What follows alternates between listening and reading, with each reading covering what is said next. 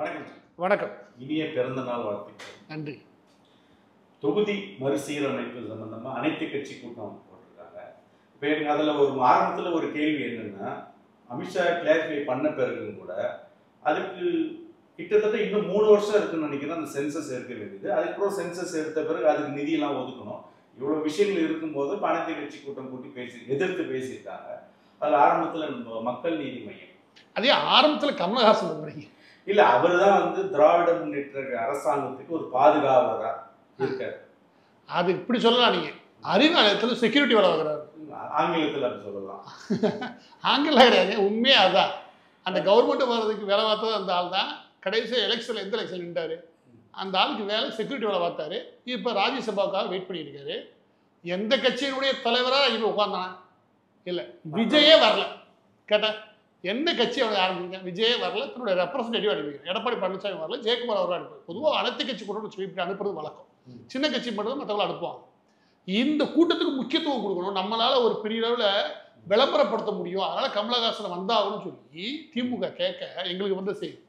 நான் வரேன், எல்லாத்தையும் ப்ராப்ளம் வாங்கி வரேன், நீ பேசினாலே போய் சேராது மக்கள்கிட்ட. இதுல மறுசீரமைப்பு, தொகுதி மறுசீரமைப்புன்னு மக்களுக்கே தெரியாது. இந்த ஆள் போனா அது ப்ராப்ளம் ஆகும்னு நினைச்சாங்க பாருங்க. அதுதான் ஃபர்ஸ்ட் ஃபிளாப். சரி, கமலஹாசன் பேசுறீங்க, நீங்க அப்படி எடுத்துக்கிட்டீங்க. நான் எப்படி மற்ற கட்சிகளுக்கு ஆள் இருக்காங்கன்னு அனுப்பிச்சாங்க, நீங்க ஆள் இல்லைன்றதுனால அவரே போயிட்டார். இருக்கலாம், அப்படி ஏன்னா பல பேர் போயிட்டேன், இதுக்கு மேல வர முடியாது. இதுக்கு மேல இல்லை. இப்ப அவர் என்ன சொல்றதுன்னா, இந்தியான்றதா இது இந்தியாவா மாற்றுறாங்க அப்படின்னு ஒன்று சொல்றாரு. அப்புறம் பேட்டியில் என்ன சொல்றாரு, 432 சொல்றாரு. அது என்னன்னு தெரியல, வாய் தவறி வந்தா ஒரு வாட்டி சொல்லலாம், கிட்டத்தட்ட 4-5 வாட்டி சொல்ல. 432 பேர் இந்த இந்தியா முன்னேற்றம் அடைகிறதுக்காக எவ்வளவு கஷ்டப்பட்டு, மக்கள் பிரதிநிதி, மக்கள் பிரதிநிதி எப்படி கூட்டாலும் தப்பா வருது. ராஜ்யசபா கணக்கு பார்த்தா 240, இங்க லோக்சபா பார்த்தா 543 அவகாசம். இல்ல எப்படி பார்த்தாலும் எனக்கு புரியவே இல்லை. சரி, ஓகே, சொல்லி தொலைஞ்சிட்டாரு. அது என்னன்னா, அவங்க இந்த நாடு முன்னேற்றம் அடைகிறதுக்காக எவ்வளவு கஷ்டப்பட்டாங்க, எவ்வளவு பாடுபட்டாங்க, அதை எதுக்கு மாத்துறாங்க அப்படின்றாரு. என்ன சொல்ல வராதுன்னு எனக்கு புரியல. எதுக்கு மாத்துறாங்கன்னா, கமலஹாசன் போட்டவங்களுக்கு புரிய வேண்டியது என்னன்னா, சென்சஸ் இருக்கு இல்லையா, சென்சஸ் அடிப்படையில் ஒவ்வொரு 10 ஆண்டுக்கு ஒரு முறை தான் நம்ம நடத்துறோம். ஒவ்வொரு சென்சஸ் அடிப்படையில் ஒவ்வொரு முறையும் நீங்க என்ன பண்ணுங்கன்னா மாற்றி அமைக்க வேண்டியது அவசியம்னு ஆர்டிகல் 12 நினைக்கிறேன், அதுக்கு கீழே அம்பேத்கர் அவர்கள் உருவாக்கி சட்டம் வழிவகைப்படுது. அரசியலமைப்பு சட்டம் என்ன வழிவகைப்படுதுன்னா, நீங்க மக்களவைக்கான பிரதிநிதிகள் இருக்காங்க, அந்த பிரதிநிதிகள் மக்களுக்கான அடர்த்தி இருக்கு, அதன் அடிப்படையில் அனுப்பி வைக்கணும். எவ்வளோ மக்களுக்கான பிரதிநிதி அந்த காலகட்டத்தில் ஒரு 7-8 லட்சம் அந்த கணக்கில் வச்சுருந்தாங்க. அந்த பிரதிநிதித்துவத்தை நம்ம எப்படி மாற்றுறோம் அப்படின்னா, ஒருவேளை மக்கள் தொகை கணக்கெடுப்பின் அடிப்படையில் எடுத்ததுக்கப்புறம், ஏன் சென்சஸ்க்கு அப்புறம் டீலிமிட்டேஷன் நடக்குதுன்னா, எவ்வளோ மக்கள் இருக்காங்க அதனுடைய பிரதிநிதிகள் கரெக்டாக போகும். ஒரு இடத்துல 12 லட்சம் பேர் இருந்துக்கிட்டு இன்னொருத்தர 8 லட்சம் பேர் இருந்துக்கிட்டு பிரதிநிதிகளை அனுப்புறது இல்லையா, அது சரியா வராது அப்படின்னு அந்த காலத்துல ஃபவுண்டிங் ஃபாதர்ஸ் அப்படி நினைச்சாங்க. பின்னாடி என்ன பண்ணாங்க அப்படின்னா, இது சரி வராது அப்படின்னு சொல்லி இதை நிறுத்தி வச்சது யாருன்னா இந்திரா காந்தி. அது எதற்காக நிறுத்தப்படுது அப்படின்னா, நாம குழந்தை பெறக்கூடிய சதவீதம் இருக்குல்ல, இந்த ஃபெர்டிலிட்டி ரேட்டு, அந்த ரேட்டை குறைக்கணும்னு நினைச்சாங்க. 1975 அதை குறைக்கணும்னு நினைச்சாங்க. அப்படி குறைச்சா இதுக்கு இந்த சட்டம் இருக்குல்ல, இதுக்கும் முரண்படும். அப்ப எல்லா மாநிலங்கள், முக்கியமாக சட்ட ஒழுங்கு சொன்ன விஷயம்னா, நீங்க மக்கள் தொகையை கட்டுப்படுத்த விரும்புறீங்க, ஆனா இங்க சட்டம் என்ன வழிவகைப்படுது, மக்கள் தொகையின் அடிப்படையில் பிரதிநிதிகள் அனுப்படுது. அப்ப எந்த மாநிலம் கட்டுப்படுத்துவோ அது பாதிக்க வாய்ப்பு இருக்குது. எனவே இந்த மாநிலங்கள் யோசிக்க வச்சிடும், அதனால இதை ஃப்ரீஸ் பண்ணி வச்சிருங்க. இந்த சட்டத்தை அப்ப முழுமையாக நிறுத்தி வச்சாங்க. சென்சஸ் அடிப்படையில் பிரதிநிதிகள், அதாவது எம்பிகளையும் எம்எல்ஏகள் இதில் உருவாக்குறதுக்கு இதை நிறுத்தி வச்சுட்டு தீவிரமா இந்த ஃபேமிலி பிளானிங் இருக்குல்ல, அது முக்கியமா ஆண்களுக்கு வெட்டி பிடிச்சி பண்ணாங்க. அதை பத்தி ஒரு பெரிய கேஸே இருக்குன்னு வச்சுக்கோங்க. இந்திரா காந்தி அவர்கள் கட்டாயம் அந்த ஃபெர்டிலிட்டி ரேட்டை ரொம்ப கம்மி பண்ண முடிவு பண்ணாங்க. ஏன்னா இங்க பஞ்சம் தலைவிரிச்சு ஆடுறதும் மக்கள் பசியோட வாடுறதுக்கு முக்கிய காரணம் ஜனத்தொகை தான், அதை கட்டுப்படுத்தி ஆகும்னு நினைச்சாங்க. இப்ப நான் சொல்ல வேண்டிய விஷயம் என்ன, கமலஹாசனுக்கு ஒரு விஷயம் புரியல. ஒன்றும் நம்பர் தெரியல, அது விட்டு தொலைங்க. இவருக்கு என்ன தெரியல அப்படின்னா, இந்த 2 சட்டம் புரியல, 2 விஷயங்கள் புரியல. என்ன இயற்றப்பட்டிருக்குது, எதனால் நிறுத்தப்பட்டது, என்ன நடந்துக்கிட்டு, இது 3 சரியா அவரால் பேச முடிஞ்சிருச்சு வச்சுக்கோங்க. இப்போ என்ன மாற்ற வேண்டிய அவசியம் இருக்கு அப்படின்ற கேள்வி கேட்டுக்க மாட்டார். கேள்வியை சரியா ஒரு அரசியல் கட்சியா அவரை உருவகம் பண்ணி அவரால் கேட்டுக்க முடியும். அப்ப ஒரு பேப்பர் தூக்கிட்டு போறாரு, நானும் பார்த்தேன். சும்மா பேப்பர் தூக்கிட்டு போய் தான் ஒரு பெரிய அறிவாளின்னு காட்டிக்கிறதுக்கு எதையோ முட்டாள்தனமா பேசிட்டு இருக்காரு. எனவே கமலஹாசனை பொறுத்த வரைக்கும் அறிவாலயத்தோட செக்யூரிட்டி, அந்த செக்யூரிட்டிக்கு என்ன தெரியுமோ அவ்வளவுதான் பேச முடியும். அறிவாலயம் தூக்கி போடக்கூடிய காசு இருக்கு இல்லையா, அதுக்காக சுத்தி திரிகிறாரு. அவங்ககிட்ட கல்லா கட்டிட்டாரு. அந்த கட்சியை ஆட்சி கொண்டு விட்டாரு. திரும்பவும் ஆட்சி கொண்டு வரக்க இந்த டிராமாலாம் போட்டுக்கிட்டு இருக்காரு. திரையை நடிச்சு முடிச்சாச்சு. இப்போ வெளியே நடிப்பு நடிச்சுட்டு இருக்காரு. எனவே அவருடைய கருத்தெல்லாம் எடுக்க வேண்டிய அவசியமே கிடையாது. நீங்க அடுத்த ஆளுக்கே வாங்க. நீங்க இப்ப சொல்ற கருத்து பிரகாரமே அந்த தீர்மானங்கள் ஒரு தீர்மானம் என்ன சொல்றாங்கன்னா 1971 இருக்கிற சென்சஸ் வச்சு 2000 திரு வாஜ்பாய் அவர்கள் தலைமையில என்ன பண்ணிருக்குன்னா ஒரு 25-30 வருஷம் தள்ளி வச்சிருக்காங்க.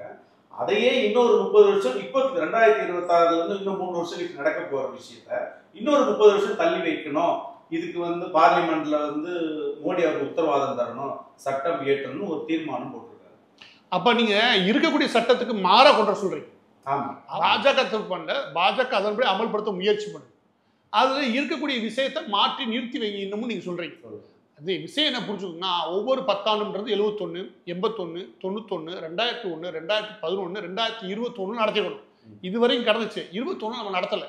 ஏன் அப்படின்னா கோவிட் டைம், கொரோனா பாதிப்பு அதிகமாக தீவிரம் பரவிச்சு. எனவே சென்சஸ் எடுக்கும்படியே நிறுத்தி வச்சுக்கணும். இப்போ சென்சஸ் எடுக்க வேண்டிய அவசியம் இருக்குது. நீங்கள் சென்சஸ் எடுக்கலன்னா நாட்டின் வளர்ச்சி சம்மந்தப்பட்ட விஷயங்கள் நமக்கு புரியாது, பொருளாதார விஷயங்கள் கட்டமைக்க முடியாது, எதுவும் முடியாது. ஏன்னா மக்கள் தொகை கணக்கெடுப்பு, அவங்க என்ன நிலைமையில் வாழ்கிறாங்க, அவங்களுடைய பொருளாதார நிலைமை என்ன, அவங்களுடைய மற்ற விஷயங்கள் எல்லாத்தையும் எடுத்தாதான் நம்ம திட்டங்களை உருவாக்க முடியும். எனவே சென்சஸை முடிச்சாகும். சென்சஸை முடிக்காமல் டீலிமிட்டேஷன் பண்ணவே முடியாது. எந்த தொகுதி மறு சீரமைப்பும் பண்ணவே முடியாது. அப்போ சென்சஸை ஃபஸ்ட்டு முடிக்கட்டும். சென்சஸ் அவங்க ஃபஸ்ட்டு முடிச்சதுக்கப்புறம் அவங்க எந்த ஃபார்முலாவை அறிமுகப்படுத்த போகிறான்றது அடுத்து. அதாவது மக்கள் தொகை அடிப்படையா, எதன் அடிப்படையிலிருந்து அடுத்து. ஆனால் எதில் நம்ம குறியா இருக்கணும் அப்படின்னா நமக்கு இது வரைக்கும் இருக்கக்கூடிய 7.49% நினைக்கிறேன் அந்த அளவுக்கு பிரதிநிதித்துவம் நம்ம அனுப்பி வைக்கிறோம். ஒட்டுமொத்தமாக இருக்கக்கூடிய 543 நம்ம 39+1 அனுப்பிக்கிறோம் பாண்டிச்சேரி சேர்த்தா. அந்த 7.49% இருக்கு அந்த பிரதிநிதித்துவம் குறையக்கூடாது. இதுதான் சரியான கேள்வி. இந்த கேள்வி கேட்டால் நியாயமானது, இந்த மண்ணுக்கான கேள்வி. நான் 100% ஏற்றுப்பேன். இப்போ மக்கள் தொகை கணக்கெடுப்பு ஸ்டாலின் அவர்கள் என்ன சொல்றாங்கன்னா 1971 பிறகு இந்தியா முழுக்க மக்கள் தொகை கட்டுப்பாடுன்னு வரும்போது சவுத் இந்தியா அதை கிட்டத்தட்ட ஒழுங்கா அமுல்படுத்தணும். ஆனா வட மாநிலங்கள்ல அது சரியா அமுல்படுத்தாதனால எங்க மக்கள் தொகை வளர்ச்சி குறைவா இருக்கு, அங்க அதிகமா இருக்கு. இதே கருத்தை தான் அதிமுக ஜெயக்குமார் என்ன சொல்றாருன்னா நாங்க இதை ஒழுங்கா கட்டுப்படுத்தி மக்கள் தொகையை கம்மி பண்ணோம், ஆனா வட மாநிலங்கள் அப்படி செய்யலன்னு சொல்றாரு. இன்னொரு சார் 2023 பிரகாரம் பாத்தீங்கன்னா மக்கள் தொகை அரசாங்கம் தான் செயல்படுத்தி இருந்தா இந்து முஸ்லீம் கிறிஸ்டின் எல்லாமே சேம் இருக்கணும்ல. ஆனா அப்படி இல்லை. இந்து 7% குறைஞ்சு இருக்கு, இஸ்லாமியர் 7% அதிகமா இருக்கு. இப்ப இது அரசாங்கம் தான் அமல்படுத்தினா மொத்த பேர் தான் கம்மியா இருக்கணும்ல. இல்ல விஷயம் என்னன்னா இது நீங்க சொல்லக்கூடிய 2 விஷயம் பிரிச்சாங்க. ஒன்று நீ மத ரீதியாவோ இல்லாட்டி அவங்க இருக்கக்கூடிய சமய ரீதியாவோ இவங்களுடைய மக்கள் தொகை பெருக்கம் அதிகரிச்சிருக்கு, இந்துக்களுடைய மக்கள் தொகை பெருக்கம் குறைஞ்சிருக்கு. கேரளா பொறுத்த வரைக்கும் கிறிஸ்தவருடைய மக்கள் தொகை குறைஞ்சிருக்கு. இது மக்கள் தொகை ஒவ்வொரு பிராந்தியத்திலையும் கூட குறையுதுன்னு வச்சுக்கோமே. இதன் அடிப்படையில் நம்ம என்ன பண்ண முடியும்னா அந்த தொகுதியை வரையறை செய்ய முடியாது, அதில் சில மாற்றம் உருவாக்க முடியும்னு வச்சுக்கோங்க. இது நான் அப்போ அடுத்து வரேன். இது அது குறிப்பிட்ட சமூகம் சார்ந்த விழிப்புணர்வு ஏற்படுத்தி இதை கட்டாயப்படுத்த முடியாது. இந்திரா காந்தி பண்ணது கட்டாயம். நம்ம கட்டாயப்படுத்தி ஒருத்தவங்களை ஃபேமிலி பிளானிங் பண்ண வைக்க முடியாது. அப்போ என்ன பண்ணணும்னா போய் விழிப்புணர்வு ஏற்படுத்த முடியும். இவ்வளோதான் நம்மளால முடியும். அந்த அளவுக்கு தான் நமக்கு சட்டம் வழிவகை பண்ணுது. இது இன்னொரு பிரச்சனை, சோசியல் இஷ்யூ. அந்த மக்களுக்கு விழிப்புணர்வு ஏற்படுத்துறது நமக்கு அவசியமே தவிர்த்துட்டு இவங்க குறையில அவங்களை குறைக்கிறதுக்கு நம்ம வழிவகைகள் பண்ண முடியாது. வேணா சட்டங்களை உருவாகலாம். 2 குழந்தைகளுக்கு மேலே பண்ணால் இந்த விஷயங்கள்லாம் அரசாங்கத்தால் கொடுக்க முடியாது, அப்படி சொல்லி வேணால் அதை கட்டுப்படுத்த முடியும், தவிர கட்டாயம் பண்ணுன்னு சொல்ல முடியாது. இது ஒரு கூட இருக்கு, அதை திருத்தி அமைக்கலாம். இன்னொரு விஷயம்னா முக்கியமான விஷயம் அதான் நியாயமான கோரிக்கைன்னா தென் மாநிலங்கள் எல்லாமே கட்டுப்படுத்துறதுனா பத்துச்சு. ஆனால் வட மாநிலங்கள்லாம் கட்டுப்படுத்தலைன்னு சொல்றது இல்லையா, அது இந்த வழக்கம் போல வடக்கேன் தெற்கேன் வடக்கேன் அப்படின்னு பேசுவாங்க இல்லையா, அந்த ஒரு பிரிவினை இருக்கு இல்லையா, அதை பேச முயற்சி பண்ணுறாங்க. எனக்கு தெரிஞ்சு நீங்கள் நியாயமாக பேசணும்னா உத்தரப்பிரதேஷ், பீகார், மிக முக்கியமாக வெஸ்ட் பெங்காலையும் பேசணும். நீங்கள் என்ன நினைக்கிறீங்க அப்படின்னா இது எல்லாமே ஏதோ இவங்க சொல்கிறாங்களே நரேந்திர மோடி அவருக்காகவும் மோடி அவங்க பாஜகவுக்காக உருவாக்குறாங்க. இதில் நம் முதல்ல கை காட்டுன்னு வச்சுக்கோங்க, யாருமே கம்பேர் பண்ண முடியாது. யார் இவங்க கம்பேர் பண்ணணும்? தமிழ்நாடு வெஸ்ட் பெங்கால் தான் கம்பேர் பண்ணணும். ஏன்னு கேளுங்க, 1970 நம்ம 4,20,00,000 அளவுக்கு நம்ம பாப்புலேஷன் இருக்கும், நம்மளுடைய மக்கள் தொகை தமிழ்நாட்டோட. வெஸ்ட் பெங்கால் 4,30,00,000 வளரும். 2 பேர் ஈக்குவலாக இருக்கும், 2 பேர் ஈக்குவலாக இருக்கும். இப்போ 7 கோடி சம்திங் இருக்கணும், அவங்க 10 கோடிக்கு மேலே. அப்போ அவங்க அமல்படுத்தவே இல்லை. 7 கோடி தான் நம்ம இருக்கும், 4 கோடி அந்த 7 கோடி நம்ம இருக்கும். அவங்க 4 கோடி 10 கோடி ஆகிட்டாங்க. எனவே அமல்படுத்தாது வெறும் ஹிந்தி பெல்ட் மட்டும் கிடையாது, வெஸ்ட் பெங்கால் அதை பண்ணியிருக்காங்க. வெஸ்ட் பெங்கால் உருப்படியாக பண்ணவே இல்லை. அப்போ கம்யூனிஸ்ட் தான் இந்த கம்யூனிஸ்ட் நீங்கள் வந்து ஓவராக வாய் பேசுங்க, இப்போ நல்லா அமல்படுத்தின, நீ நல்லா அமல்படுத்தின வெஸ்ட் பெங்காலை பாடுற. எனவே இது மக்கள்கிட்ட இருந்த விழிப்புணர்வு சம்பந்தப்பட்ட விஷயம்.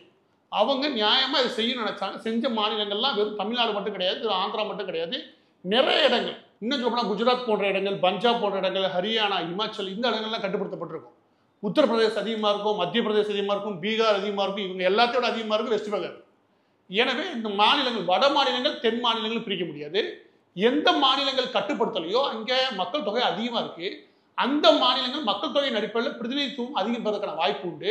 அதனால நமக்கு பிரதிநிதித்துவம் குறையறதுக்கான வாய்ப்பு உண்டு. மக்கள் தொகையை கட்டுப்படுத்துறதுனாலேயே, அரசாங்கத்தினுடைய திட்டத்தின் அடிப்படையில் மக்கள் தொகையை கட்டுப்படுத்துறதுனாலேயே நாம இன்னைக்கு எம்பிகளுடைய எண்ணிக்கை குறைவா அனுப்ப வேண்டிய அவசியம் உருவாகுதுன்னா அது தவறானது 100% தவறானது. இதை தான் தெளிவுபடுத்தும் பொழுது இந்த இடத்துல வடக்கு தெற்குன்னு பேசுறாங்க பாருங்க, இது திரும்ப பிடிச்ச அரசியல் மக்களை தூண்டி வருது. அமித்ஷா தெளிவா சொல்லிட்டாரு, மக்கள் தொகை அடிப்படையில் செய்ய போறது இல்ல அப்படின்றது இப்ப ஒரு நாளைக்கு. அதான் நான் சொல்றேன், மக்கள் தொகை எடுத்து மக்கள் தொகை கணக்கெடுப்பு நடத்தி முடிச்சதுக்கு அப்புறம் அவங்க பேசணும்.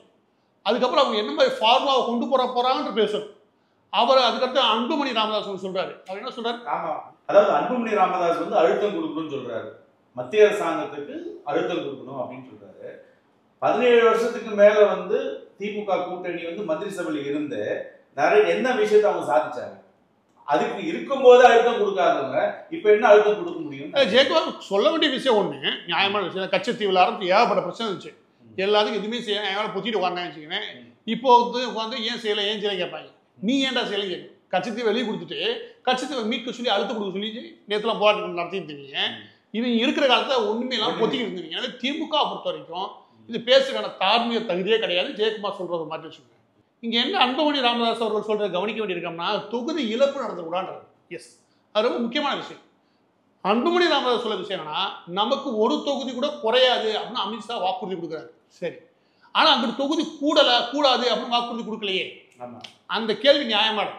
அதாவது தமிழ்நாட்டில் தொகுதி குறையாதுங்க, சரி 40, வெஸ்ட் பெங்காலுக்கு 60 மாறுச்சுன்னா, பீகாருக்கு 72 மாறுச்சுன்னா, அப்போ 40 இருந்தவங்க 39 40 இருந்தவங்க நாங்கள் வெறும் 42 ஆகும்.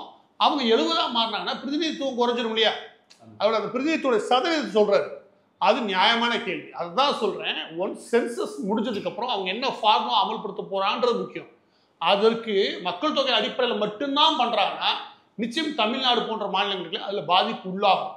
ஆனா என்ன அடிப்படையிலே நமக்கு தெரியும். பொதுவாக அனைத்து கட்சியை கூட்டத்தை நடத்தி அடுத்த ஒரு வருஷத்துக்கு தேர்தல் வரப்போகுது, நாம என்ன பண்ணுவோம்னா பிரிவினைவாதம் பேச தயாராகும் அப்படின்னு ஸ்டாலின் போடுற நாடகம் பாருங்க, அதுக்கு கமல் போன்றவர்கள் ஊதுறது பாருங்க, அது அவசியம் இல்லாத. திரும்ப அவங்க என்ன சொல்றாருன்னா, 100 வருஷமா அமெரிக்காவில் கிட்டத்தட்ட நம்மள மாதிரி ஒரு ஜனநாயக நாட்டுல எந்த மாற்றமும் இல்லாம பிரதிநிதித்துவம் இருக்கு, அதே இங்க ஃபாலோ பண்ண வேண்டியதானே, எதுக்கு பண்ணணும்னு இல்லை. நீங்க அமெரிக்கா பத்தின பிரதிநிதித்துவத்தில் இல்லை, அமெரிக்காவுடைய பிரதிநிதித்துவத்தை தாண்டி அவங்க ஓட்டுக்கான பலம் இருக்கு இல்லையா, இதெல்லாம் நீ பார்த்தீங்கன்னா ரொம்ப காம்ப்ளிகேட்டா இருக்கும். நீங்க அதை பத்தி எதுவுமே தெரியாம பேசியிருக்கான்னு நினைக்கிறேன். ஆனா அமெரிக்காவுடைய பிரதிநிதித்துவம் இருக்கு இல்லையா, அது ஒவ்வொரு ஆண்டுகளுமே மாத்திக்கிட்டே வந்திருக்காங்க. ஒவ்வொரு ஆண்டுகளையும் மாத்திட்டே வராங்க. ஏறக்குறைய 483 இருந்துச்சு 1908, அது ஹவுஸ் ஆஃப் ரெப்ரசன்டேட்டிவ் அவங்க பொறுத்தவரைக்கும்.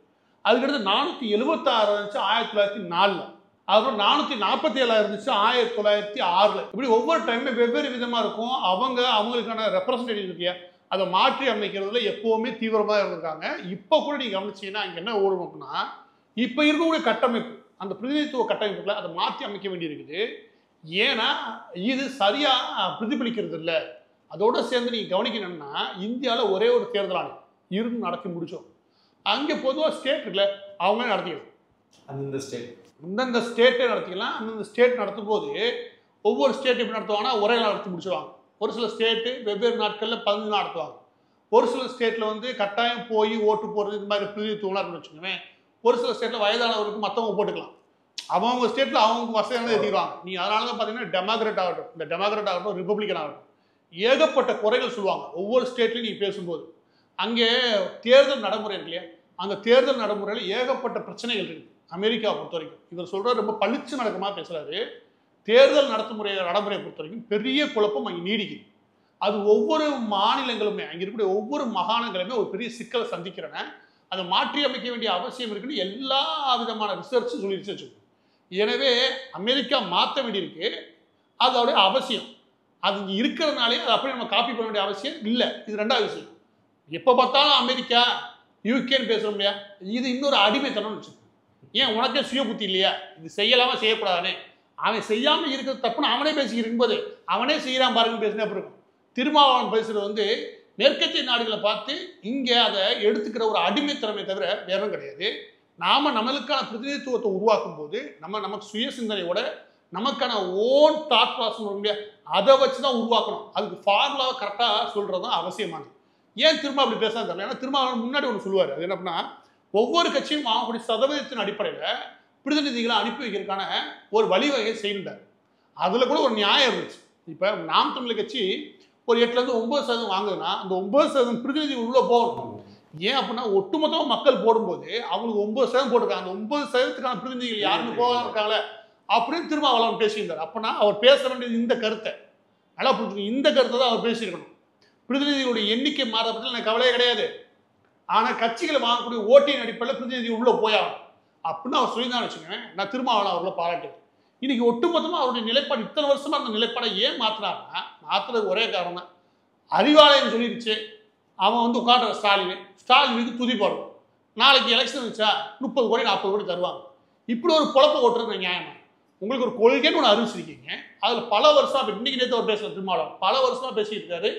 கட்சிகள் வாங்கக்கூடிய ஓட்டின் அடிப்படையில் பிரதிநிதித்துவம் போய் ஆகணும், கட்சி வாங்கின ஓட்டுக்கு ஒரு முக்கியத்துவம் கொடுத்தாங்கன்னு சொல்லக்கூடிய அந்த கருத்தை நான் உண்மையிலேயே பாராட்டுவேன், மனதார வரவேற்கவும் செய்யும்.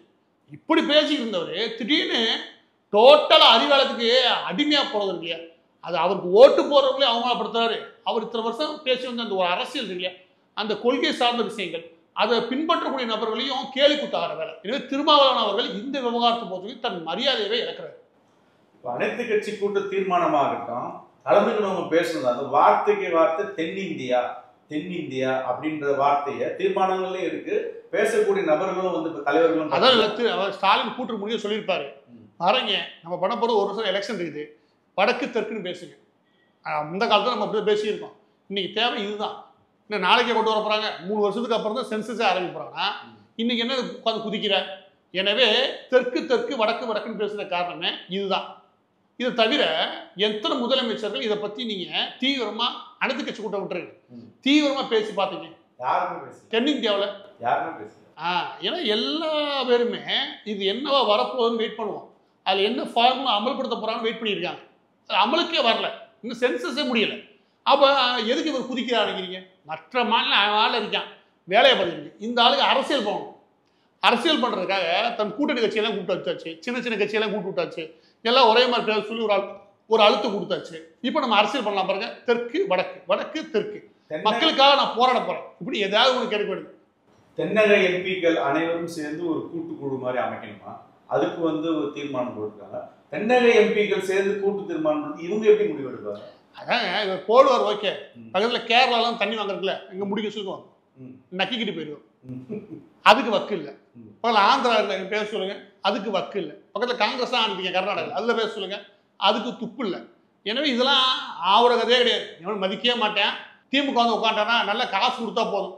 ஏன்னா எம்கே ஸ்டாலின் குடும்பத்தை பொறுத்த வரைக்கும், அதாவது கருணாநிதி குடும்பத்தை பொறுத்த வரைக்கும், இந்தியாவில் வெஸ்ட் பெங்கால், ஆந்திரா, கர்நாடகா இப்படின்னு இவங்க வாங்கி போட சொத்தே கிடையாது. உலகம் ஃபுல்லாக வாங்கி போட்ட சொத்து ஒரு போட்டு இந்தியா ஃபுல்லாக வாங்கி சொத்து போட்டிருக்காங்க. இவங்க ஒரு வழியே கிடையாது. எல்லா மாநிலத்துக்கும் புடிச்சு தான் வாங்க. ஏன்னா இவங்க சொத்து இங்கே இருக்குது. அப்போ அந்த மாநிலத்துடைய பவர் ஒன்று இருக்கு இல்லையா, எல்லா மாநிலத்துக்கும் போய் சலாம் போடுறது. இங்கே வீரவசனம் பேசிட்டு மாநிலத்துக்கு மட்டும் கிடையாது, மத்திய அரசுக்கும் சேர்த்து சலாம் போடுற கட்சி திமுக. அங்கே போல வேட்டியை கழட்டி போட்டு சாச்சாம அப்படியே விழுந்து படுத்து வணக்கம் போடுறீங்க. இங்கே வந்து வேட்டியை மடிச்சுக்கிட்டு நாங்கள் எப்படி பேசுன மத்திய அந்த வடிவ சொல்லுவார்ல, அவனை எப்படி மிரட்டாருப்பான்னு அந்த கதை தான். இவங்க பண்ற அரசியல் இது.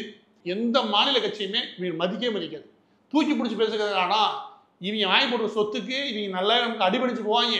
நம்ம கேட்கறதுக்கெல்லாம் ஓகேன்னு சொல்லுவாங்க. அங்கே மாநில அரசு பார்த்துப்பாங்க. ஒரு ரவுடி கட்சி, அவ்வளோதான். இவ்வளோதான் திமுக மற்ற மாநிலங்கள் பார்க்கக்கூடிய விஷயம். எனவே இந்த கட்சியோட கூட்டி பெரிய அளவில் நடத்தி கொண்டு போகிறதுல இங்கே நடக்கிற சாத்தியமே கிடையாது. அதுக்கான அவசியம் இப்போ இல்லை. இன்னும் சென்சஸ் முடியவே இல்லை. இவர் அவசரப்பட்டு இந்த அளவுக்கு தாங்குதான் குதிக்கிறதுக்கு ஒரே காரணம், எலெக்ஷன் வரப்போது தன்னை ஒரு ஹீரோவாக காட்டிக்கிற முயற்சி பண்ணணும். அதுக்கு இந்த மாதிரி விஷயங்களை எடுத்து பூதாகரமாக மாற்றுறதுக்கு முயற்சி பண்ணுறாரு. மக்களுடைய அன்றாட பிரச்சனையை பற்றி ஒரு கவலை இல்லை. தினந்தோறும் மாணவிகள் சம்மந்தப்பட்ட விஷயத்தில் கவலை இல்லை. எல்லா பள்ளிக்கூடத்துலையும் ஆசிரியர் கை வைக்காத பிள்ளையே கிடையாது. தினமும் செய்தி வந்துட்டு இருக்குது. அதை பத்தி பேசுறதுக்கு துப்பு இல்லை. எதை பத்தியுமே பேசாத ஸ்டாலின் எல்லா உண்மையும் மறைச்சு தன்னுடைய ஆட்சியுடைய அவலங்களை மறைச்சிட்டு இது எல்லாம் பூசி முழுகி அந்தவாறு பூத வருங்க கதையா ஒரு விஷயத்தை கிளப்பி விட்டு மக்களை திசை திருப்புறதுக்கான நோக்கம் தான் இந்த அனைத்து கட்சியுடைய கூட்டமே தவிர வேற எதுவுமே கிடையாது. அந்த வகையில இந்த கூட்டத்தை பாஜகவோ நாம் தமிழர் கட்சியோ புறக்கணிச்சிருக்கல சரி. அதே இடத்துல கமலஹாசன் போன்ற கலந்துக்கிட்டது பிழைப்பு வாதமே தவிர வேற எதுவும். இறுதியா காங்கிரஸ் கம்யூனிஸ்ட் அந்த அனைத்து கட்சி கூட்ட தீர்மானத்தில் என்ன பேசினாங்க அதை பத்தி? அதுவும் திமுக போட்டாச்சு. இவங்களுக்குன்னா தனி தீர்மானம் கிடையாது. இவங்களுக்கு தனி குரல் ஒன்று கிடையவே கிடையாது. இவங்க அறிவாலயத்தோட செக்யூரிட்டி கூட சொல்ல முடியாது. அறிவாலயத்தினுடைய கேட் இருக்குல்ல அது ஓப்பன் பண்ணி விடுற 2 பேர் வேணா சொல்லலாம். கட்சி 2 நடத்துறாங்க பேருக்கு தான் 2 கட்சியை தவிர இந்த கட்சிக்கு என்ன கொள்கைன்னு தெளிவாக பேச முடியும். அதுவும் கம்யூனிஸ்ட்ல 25 கோடி வாங்கிட்டு கட்சியை வித்துட்டான். அதனால பேசுறதுக்கு எந்த இதுவுமே தனி கருத்து எதுவுமே கிடையாது. அவனுடைய பேச என்ன சொல்லியா அகில இந்திய அளவில் மிகப்பெரிய புரட்சி வெடிக்குன்னு பேசியான். எதையாவது எல்லாத்துக்குமே அகில இந்திய அளவில் அகில உலக அளவில் தான் பேசியான். அவன் தேஞ்சு தரைக்கு தம்பியா போயிட்டான். அதை பற்றி பேசவே மாட்டேன், கவலையும் கிடையாது. அவங்களுக்கு ஒரே கவலை என்ன அப்படின்னா ஸ்டாலின் நாளைக்கு எவ்வளோ நமக்கு பிச்சை போடுது இதுதான். எனவே அந்த கட்சி தனி கருத்தை பற்றிலாம் அவங்க பேச வேண்டிய அவசியம் கிடையாது. அவன் பேசினா அதை கண்டுக்க வேண்டிய அவசியம் கிடையாது. செல்வ பெருந்தகை காங்கிரஸ் சொல்லவே வேணாம். அந்த மாமூல் என்ன வாங்கியிருக்காரு, என்ன அடிதடி வேலை பார்த்துருக்காரு, வெட்டுக்குத்து வேலை என்ன பார்த்துருக்காரு, அவருக்கு அதுதான் கவலை இருக்கும். இதில் அவருக்கு பெரிய லெவலில் ஆய்வும் இருக்காரு. அதுக்கு அவசியம் அவருக்கும் கிடையாது. அந்த கட்சி இருக்க வேண்டிய அவசியம் தமிழ்நாட்டுக்கும் கிடையாது. எனவே காங்கிரஸ் கம்யூனிஸ்ட் ரெண்டுமே தேவையில்லாத வேலை. அதை பற்றி பேசுறது பிரயோஜனமில்லாத. நன்றி.